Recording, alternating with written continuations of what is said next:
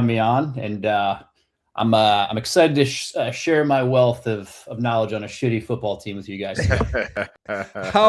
We could start. How long you been a lifelong JETS Jets fan, or what are we talking? Man, it started with my grandpa, who's now 83. He was a Giants fan. He started as a Giants fan, and he liked Joe Namath, so he switched. Then my dad was born, and then unfortunately, I have two brothers, and we're all diehard Jets fans, season tickets, the whole nine. My sister married a Jets fan, so we're all kind of in it. And you got nowhere to go. It sucks, but it's not that bad when you have friends, family that are all kind of rooting for the same unfortunate product, I should say. True. Hey, could be worse. Could be a Browns fan that is a little bit lower on the totem pole. Has been for a little bit. But y'all are climbing down towards them season by season, it feels like. And why don't we just start there? Aaron Glenn coming off year one. I know there's a lot already of people like calling for his head. We've talked about it, but it doesn't seem like, even if they would have fired Aaron Glenn, like it's such an unattractive job that who would you even brought in? So, I mean, what's kind of your biggest takeaways from season one under Aaron Glenn? Yeah, I mean, he brought in an entire staff, obviously, when he first got hired. And I think like 3 of the coaches that he originally brought in are still here, which is obviously a little alarming.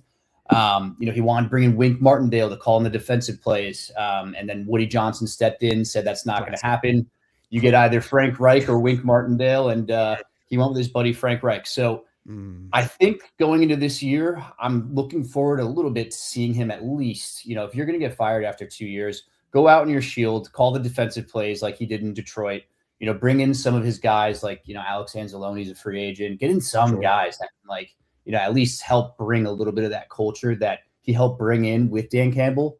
And yeah, I mean, like you said, if you fire this guy, first of all, you gave him Justin Fields, Brady Cook, and Tyrod Taylor. It's not that fair. So, he gave himself. Iman's going to say it. He gave himself Justin Fields. Yes, that's his bed because he had Aaron Rodgers there. I talked about it a few episodes ago that he had Aaron Rodgers, and he said, "Hey, listen, we're going to go with this guy over there." So he has to take some blame for that, Tony. He has to. I completely agree with you. It is unfortunate, and he's really the one calling the shots in the Jets organization. Like he was hired to be like the front man, right? He brought in his henchman GM Darren Muji, who is 38 years old, and I don't think he really speaks to the media.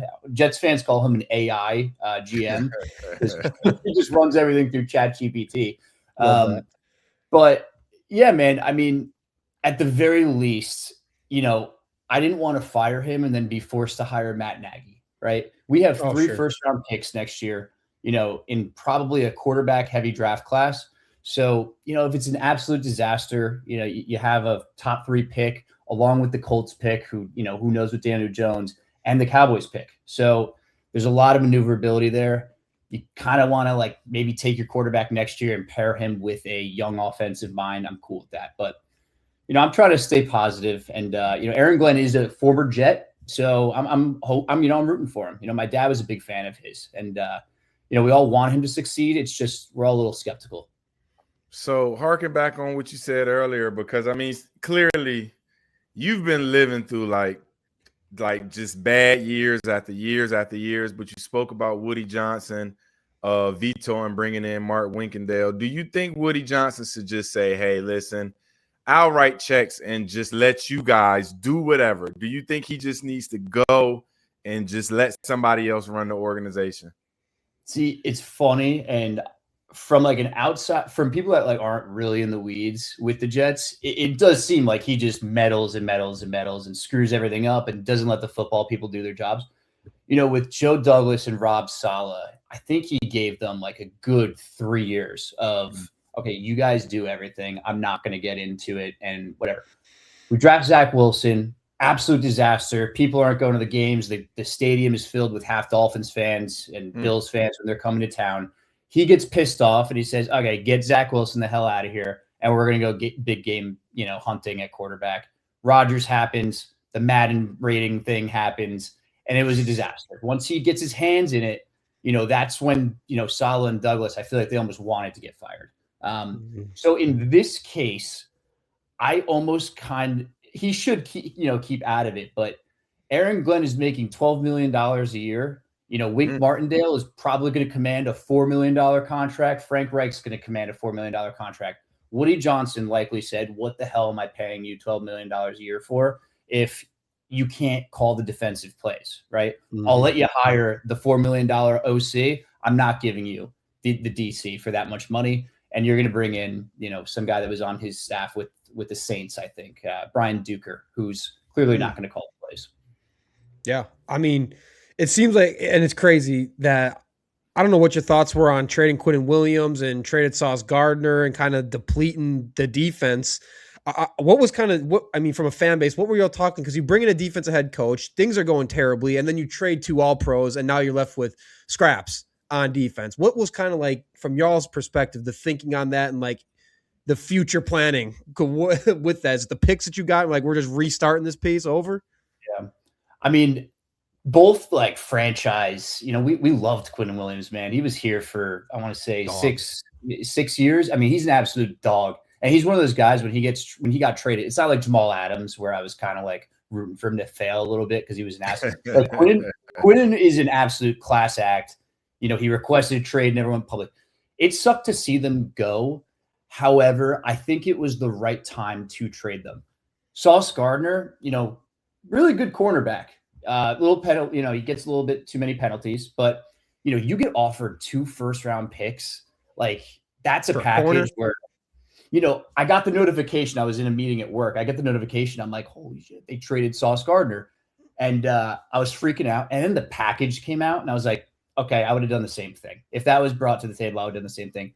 Then 2 hours later, they trade Quinnen Williams, who's a 27-year-old defensive tackle, right, on a 0-7 football team. They get a second rounder and a first rounder next year. I was like, these are deals you just can't. I think they took advantage of geriatric Jerry on the second deal for sure. I mean, a second and a first is insane value for Quinnen. So I think it was just like right time and place. The Colts wanted to go all in. The Cowboys wanted to go all in for whatever reason. And the Jets at 0-7 were like, look, we'll reset the clock on the contracts because they're paying Sauce and Quinnen a lot right now, and they don't need to be. So I was cool with it. It sucked, but I was at the end of the day, I saw the vision. I feel that. What about on the other side of the ball then with quarterback? I mean, Justin Fields is done. It's almost a Pro Bowler as the Jets backup. Somehow they still the audacity to ask Justin Fields to be in the Pro Bowl, which is crazy.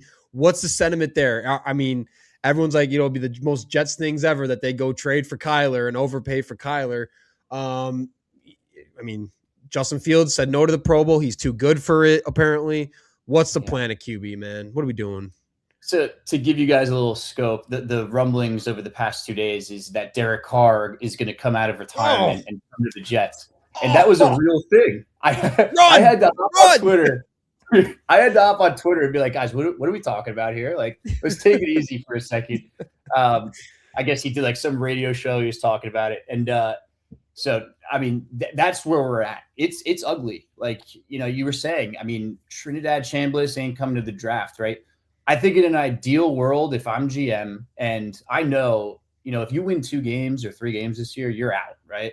And that's a once in a lifetime opportunity for a guy that gets into the head coach and GM spot. I think I would take like Ty Simpson and sign like a Kirk Cousins. I think it's the only way you can go. When Dante Moore, declared to go back to Oregon, they were screwed from the get-go. Yeah. It's a 1 QB class. You're going to have to take a defensive tackle at 2 or defensive end at 2. And, just pray one of these guys ends up being like a Jackson Dart situation where you take a swing and it works. And, that still didn't save Brian Daboll's job. So I think they have to take a swing because they have all this draft capital in 2027, but they're not going to be able to use it if they win, 4 or 5 games. Woody's not very happy right now. Yeah, I'm going to tell y'all, I'm not really against the Kyler Murray trade because I think Kyler Murray just needs a head coach who's going to be stern with him and say, listen, here you're going to do it this way, but the talent to me is worth taking a shot with because Justin Fields just can't get it done. But while we're still on the offensive side, what do you do with Garrett Wilson? What do you do with Breece Hall? Because bringing in the Ty Simpson. I don't know if Kirk Cousins. I don't know if those guys are going to be able to be okay with that. But what do you do with them? Do you get rid of them? You keep them?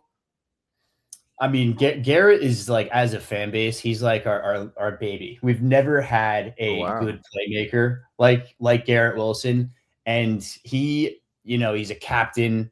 He's probably the best receiver I've seen on this team since 2015, Brandon Marshall.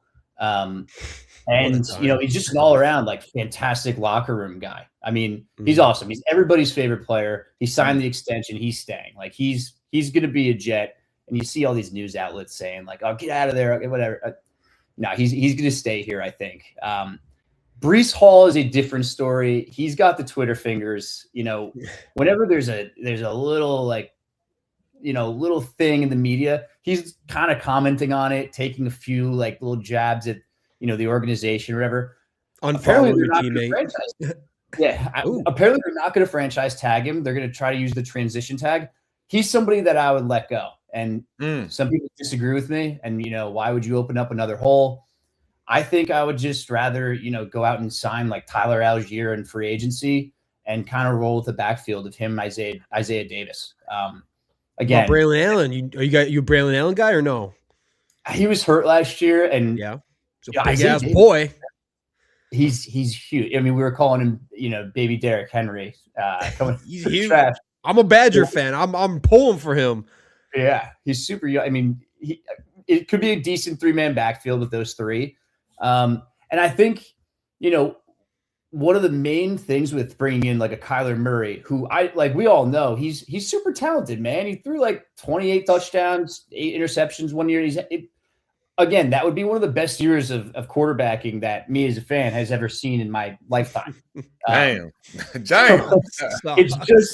just a culture thing, right? Yeah. And people around the league are saying like, New York plus Kyler Murray plus New York Jets media coverage is just like mixing milk and oil and whatever bad stuff you can throw in a bowl and mixing it all together. It's not going to work. And I just think it's the same case with Breece. I think he should go to like the Bears. I think it'd be perfect if he goes to the Bears. Oof. You don't want to get the Bears that. They are already good at Breece Hall, and I agree. I hate an athlete who jumps on the internet and do dumb shit like unfollow teammates. It's stupid to me, but he is a gifted running back. He can catch the ball out the backfield. He runs. He's a game breaker. I don't know. I would take one more year just because, like you said, if you win 3 games, you're getting fired. So I would have to take one more chance on him because he's a baller. I mean, he's a baller. Yeah. I was going to say, or I could see him going to the Saints, trying to replace Kamara with someone with Kamara's similar type of skill set. Breece is a great pass catcher, shifty. I don't know exactly what you'd get for him, if anything, but like, I really like Breece. Like Emo said, I would try to keep him around for another year and see what we got. I don't even know what you do at. I literally am out of thoughts for what you do at quarterback. I'm a Packer guy, so I'm a big advocate of Malik Willis. Even if it costs you 2 years, $40 million, he's still better than any quarterback in this draft that's not named Mendoza. He's worth it. He's still a young guy, and you can kind of do what the Seattle is doing with Darnold is, that first year, you can kind of find a way out of it after the first year or second year if it doesn't pan out. He's still young enough where you can see if you can make this a 6-7 year thing. And I mean, I don't know about y'all. I want him in Arizona with another LaFleur. We see how great he was with a LaFleur. Put him with a new LaFleur. We'll get into that later in the show. But a lot of holes, like Iman kind of said, like, where y'all going? What's the fan base talking about this offseason? We got to get right here. I mean, quarterback is the no-brainer. We got to start there. We don't even got to think about quarterback at this point. Outside of quarterback, where does the Jets got to like prioritize their time and money to get right at? Yeah. A quick prediction: Malik Willis to the Dolphins with their with that Packers DC. Oh, with Jeff Hafley, I could 100% see that. Yeah. Biggest needs probably safety. The Jets didn't have an interception last year, and I know that was very well recorded. They did not intercept one ball last year. It was one of the most incredible things. And when it got to like week 15, I was sitting there like, I hope they don't intercept the pass. I think it's hysterical. That's just a funny stat. So yeah, no, they need somebody that can catch the ball on the defensive side. So safety, we haven't had a safety since the Obama administration. So let's get that going. Cornerback, we're pretty set. Linebacker, they're probably going to take Arvell Reese at number 2. You they think? James Sherwood, yeah, he's an animal.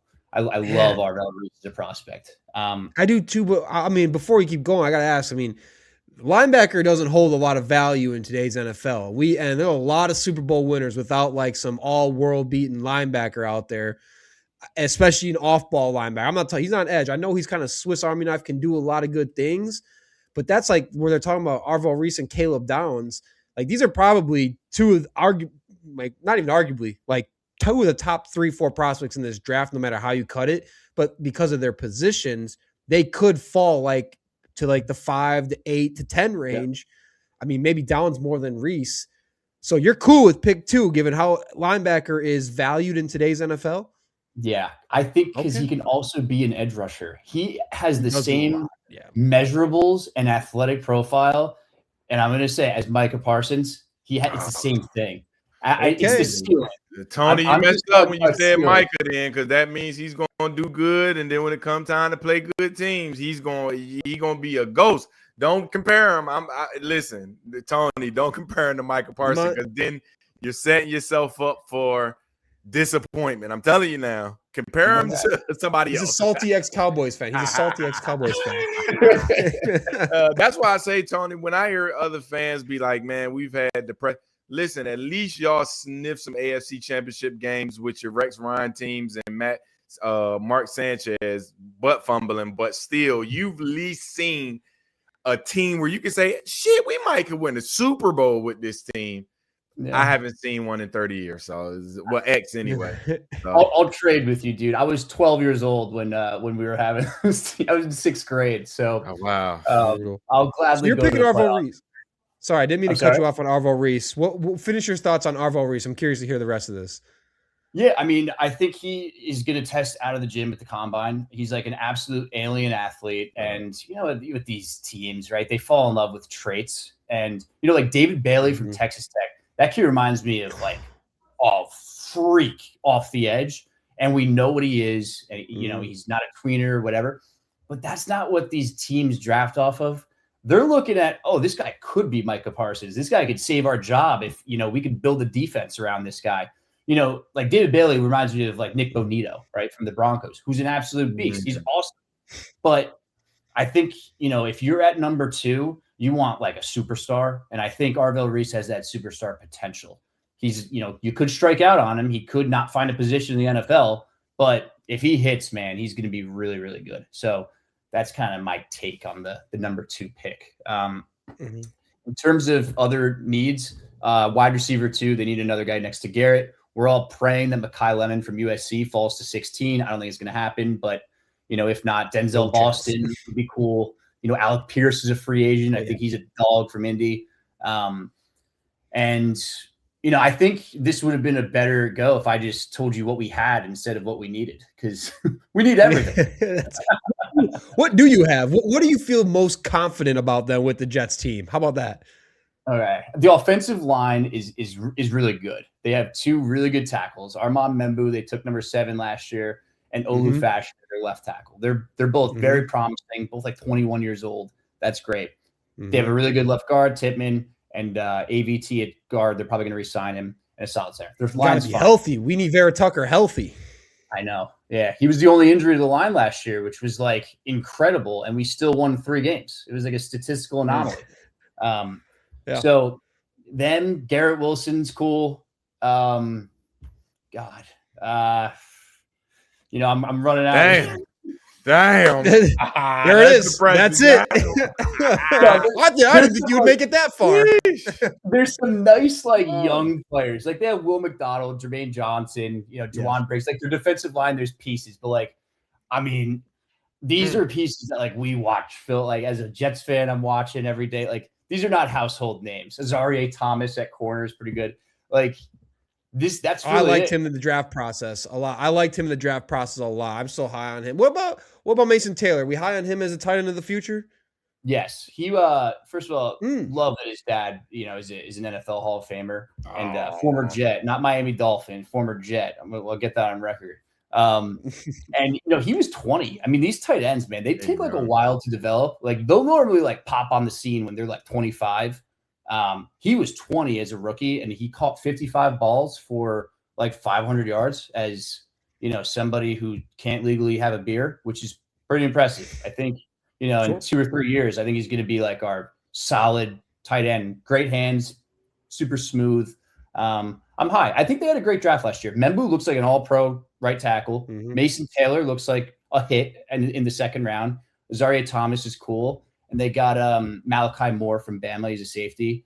Hard hitter. Again, can't catch the ball, but he can play football, which is nice. And I'm not used to getting that out of a 4th-round pick. True. Yeah, that's why DBs play DBs, because they can't catch. They're not receivers for a reason. So I used to tell people all the time, they good at DB, they ain't got good hands 90% of the time. Exactly. So, anything else you want to get to before we get into the cut 3, keep 3? No, listen, I tell people all the time, I get excited when other teams are worse than the team that I used to like. And I'm a Ravens fan now. We missed the playoffs. So listen, Tony, I'm with you, brother. I hate losing, but listen, you got it bad. I'm not lying. This is one of the interviews like, oh, their team need everybody. Everybody. We have a bunch of firsts. We have 5 first-round picks in the next 2 years. So we should get 5 players. I can just hop on here next time and say I like them. There we go. I mean, we'll have to get feedback. I mean, really quick, if you had to pick your ideal quarterback situation for next year, what are you doing? For next year? For next season, what is your ideal situation for quarterback? Like, are you making the big move? Are you settling for Kyler and hoping and praying to God? Or are you like Ty Simpson? I could see Garrett Nussmeier in a Jets jersey. I'm just saying I could see that last name on a Jets jersey and like starting for the Jets. I'm just saying. Okay, I'm going to give you 2 things quick. I think what I would do personally is I would roll out Brady Cook for 17 games, win none of them, and you go out and you take Julian Sayin, Arch Manning, Sam Lett, whoever the hell you want, and then you have 2 first-rounders to pair him with like weapons and whatnot. That's what I would do. Go. As people that need to keep their job, they're going to sign one of Kirk Cousins, Marcus Mariota, or maybe like a out-of-the-pocket trade for a Jacoby Brissett type guy and pair him with Nussmeier at 44 or Ty Simpson at 33 or 16. That's what they're going to do. That sounds so painfully Jets. Depressing. Just know it. Depressing. Signing Jacoby Brissett. Yo, shit. We needed Mendoza, and it's a 1 quarterback freaking class when you have the 2nd pick. Yeah.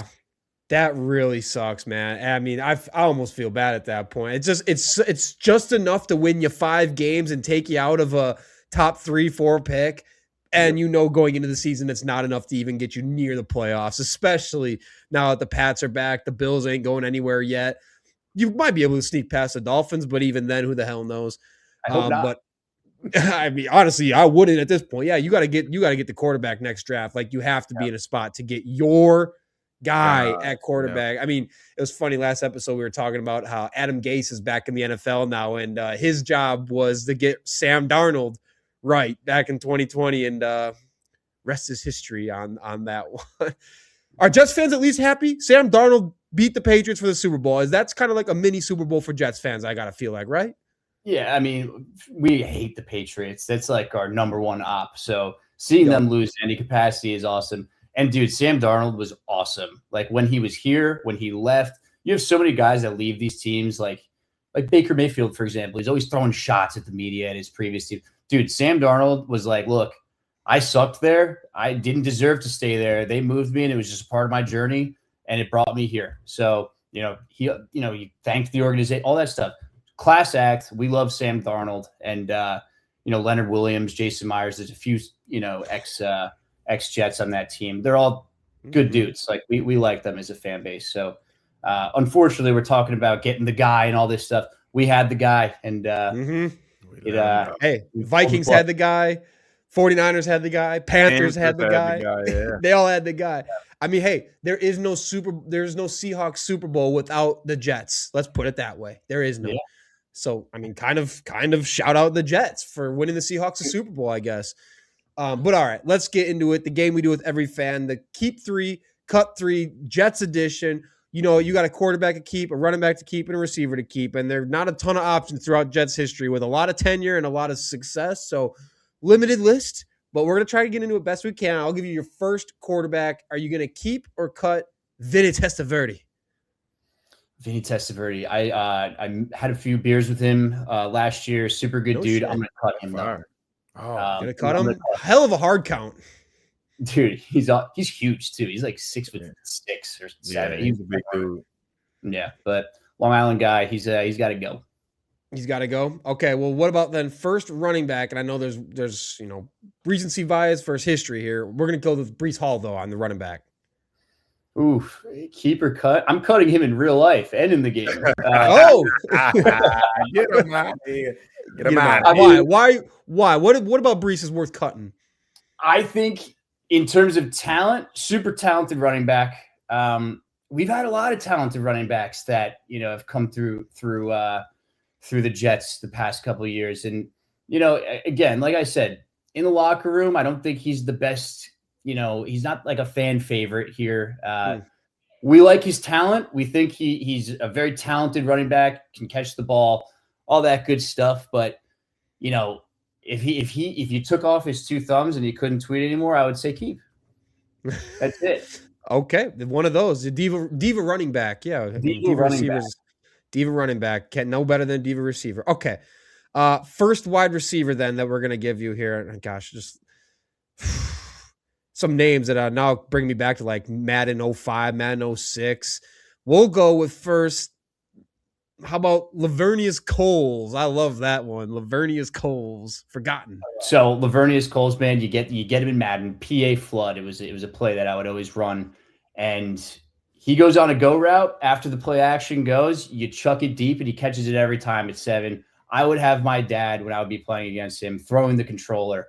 I got to keep him. And a news story just came out about Lavernius Coles recently. I mean, he's a cop now. He's awesome. We love Lavernius Coles. He was my guy, Chad Pennington. You guys can't see, but I have Chad Pennington's jersey signed and framed right here. That was one of his favorite targets. And we love Lavernius Coles. I was young when I was watching him, but he was like the first receiver one that I really was able to watch. So I'm gonna keep him. That's crazy. So now we got to go into. You're gonna cut Garrett Wilson for Lavernius Coles. Whoa. I have to cut Garrett Wilson. Yeah, that's what I'm saying. Keep one receiver out of all the receivers. You can only keep one. I mean, it's down to Jericho Cotchery or Garrett Wilson. I'll let you pick. Okay, all right. All right. It was a great Madden play. We're keeping Garrett Wilson. We're keeping Garrett Wilson. You're about to get us all roasted online. He's the best receiver that I've seen play for the Jets. You can say Keyshawn Johnson. He was here for a cup of coffee. Loyal captain, locker room loves him, fan base loves him. If you walk into MetLife on Sunday at a Jets home game, you're going to see a bazillion number 5 jerseys, G5, and we love him here in Jersey and New York. So I'm going to keep Garrett Wilson. Jericho Cotchery, by the way, dog. Love Jericho Cotchery. I love that. It's a great name to just bring back out of the archives randomly. Oh my God. He again, like another Chad Pennington target. He was like across the span, I think, of the early Mark Sanchez days too. We let him walk to the Panthers, and it was one of those things where like the fan base was furious over their wide receiver 3. So, love you, Jericho, but we're keeping G5 here. Yeah, I can't blame it. Wasn't Jericho Cotchery himself? He was like 6 foot 200. I just remember he was a big dude too. Just another guy. Coles and Cotchery, just fun Madden guys. I love them for that reason. All right, so quarterback, you got the jersey signed. You keeping Chad Pennington as your Jets all-time quarterback right now. Well, not all-time. Obviously, you got Namath, but yeah. I think Namath is a little overrated. I'm going to get myself here, but I mean, we'll clip that up. I think I threw more interceptions than he did touchdowns. Yeah, he was great for the game. He called his shot for the Super Bowl. Threw for, I think he was the first 5,000-yard passer. I'm keeping Chad Pennington, dude. If without the injuries, I'm telling you guys, he would have been like a poor man's Peyton Manning. He was one of the most cerebral players that a lot of us have ever seen. He was second in MVP voting in 2008. Fun fact. and not on the Jets. He actually left for the Dolphins and was second in MVP vote. But dude, he could see the field. If he injured his shoulder early on in his career, if that never happened and his arm didn't turn into a noodle, man, he would have been like one of the best players to play for the Jets organization if he isn't already. I mean, so I'm going to keep Chad Pennington. I grew up, he was like my guy growing up. And it ushered us into the Brett Favre, Mark Sanchez thing. So, I think if we kept Pennington with that Favre team, I think they would have done some real damage. I mean, you think about that AFC wild card, 2003. Shoot, I don't even know how old you are. I know I was barely alive for that one, but I'm pulling up the stat now that the 41-0 win on Peyton Manning's Colts in the AFC wild card, where he had 3 touchdowns, 200 yards. Lamont Jordan, I remember that name, on the ground for 100 yards. Curtis Martin kind of doing his thing. Santana Moss is another name on the Jets that you want to talk about fun Madden dudes, because there was Santana. What was his brother? Sonoris Moss too. Yeah. But Santana Moss was a little lightning bug. I'm gonna tell y'all, I'm a Wayne Kerbeck fan. Like, he was one of my guys at the Jets. Like, when you get your white receiver that can play, I love him. So that's my era. Wayne Kerbeck. Am I pronouncing his name? No, you're right on. He went to Hofstra. Yeah. He was a hometown guy, man. He was undrafted. Yeah, dude. Beast. And he would take shots over the middle. And he was one of those like Wes Welker type guys. He was Julian Edelman type guy in the slot. He's gonna get open when you need him. He was my guy when he played for the Jets. Yeah. So now we kind of almost, I said his name, but we kind of almost skimmed off the last running back you got to keep now. Curtis Martin, or are you going to keep Lamont Jordan or Thomas Davis? I'm gonna keep Curtis Martin. And I'm gonna throw out my Mount Rushmore real quick of Jets. Curtis Martin's on there. All right, he's a dog, man. Like one of the all-time greats, Hall of Famer. Mm-hmm. It's him, Pennington, Revis, and Joe Klecko. So Curtis Martin, man, I want him back with the organization in some capacity, because he was an awesome player, also like a super successful businessman. If you ever hear him talk, like extremely well-spoken, intelligent guy. I would love to have him in like that role that like Matt Ryan just got with the Falcons, is like that president, like the buffer between your maniac owner and general manager. I think it would be perfect for that. And the day that happens, because I think it will at some point. I think he's going to come back to the organization in some capacity. That's going to be sweet. I would hope so. I mean, Jets legend. I know he had some good times with the Patriots as well on some of those. I love those Patriots jerseys that he was when he was in that era where they had the Patriot head on the shoulder pads. Sick look. All right, Tony, that's everything we got for you. Appreciate you doing this. Why don't, before you dip out, anyone who wants to find your content, where could they find you? Yeah, I'm Tony Payments on Twitter. Follow me on there, man. I tweet all the time. I act like an absolute jackass. And, I love it. Follow me over there, and you won't regret it. Do you think you got like a most viral tweet, something you can recall off the top of the dome? Yeah, dude. I just had one that got like 5 million views or whatever. I think it was like 80,000 likes. I tweeted out that 80,000. Yeah, if Sam Darnold prevents the Patriots from winning the Super Bowl this year, I would argue that he was worth the number 3 overall pick for the Jets. And that was you. I remember seeing that tweet. Wow, I remember seeing that. I got the DraftKings follow, part of my take followed. I was like, what the hell's going on here? Woo, buddy. All right. Hey, now you got to throw some more out there. Yeah, you got to throw some more out there. So that's cool. I'm gonna tell y'all before you go, Tony, my favorite Jets thing of all time. You remember the year where y'all was balling in the playoff? I forgot the linebacker name. They was interviewing him at the end, and they was you got to see. He was like, "Yeah, can't wait." That's the most fire. I still use that meme to this day with anything when people talk shit, and I just put under there, "Can't wait." Because people talk shit that they're gonna do something to me, and I'd be like, "Can't wait." That is the most just viralest interview after a game ever. I love that from the Jets. Dude, hey, listen, can't wait to see you guys again, man. This is a great time, and it was a blast coming on. Thank you guys so much for having me. This is awesome. No problem. Hell Tony. yeah, man. Thanks for doing it. Can't wait to the next one. Can't wait. Can't wait, guys. See you, Tony.